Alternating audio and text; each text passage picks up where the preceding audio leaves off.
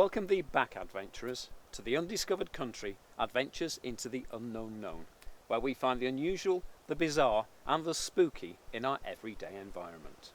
And today, my fellow adventurers, we've come full circle in our little odyssey into Shining Cliff Woods, and we're back where we started, at the famous Betty Kenny tree.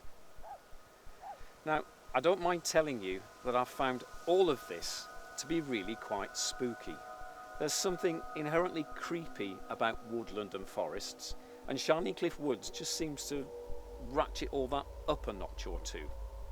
I'd say that this is easily the weirdest thing that we've ever done. Far more bizarre than anything that we did on our previous channel. But that's by the by.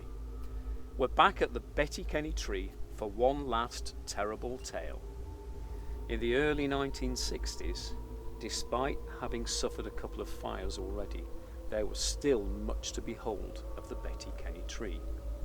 But not after one fateful midsummer's evening, where a group of children had gathered for a sort of mock candlelit solstice-style rite. Nobody really knows what happens that night, as all that remains are story snippets and tattered tales, passed down word-of-mouth Chinese whisper style through local families and now aged school friends, as is often the way with these things. But the consensus seems to be that there were various sounds and moans emanating from the tree.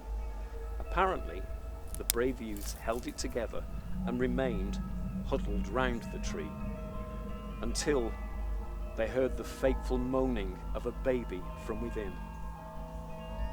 At that point, the youths panicked and flung their candles into the tree, it catching fire in the tinderbox heat of summer.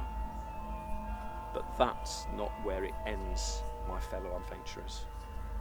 As the flames licked upwards, the image of an old woman could be seen slowly and shakily emerging from the smoke.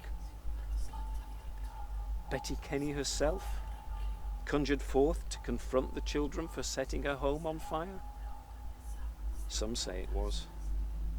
Still others say that Loony Liz was one of the children present there that night, so shaken by the whole experience that she chose to spend the rest of her life as a hermit within the woods. And cut. That was great. Brilliant way to end it.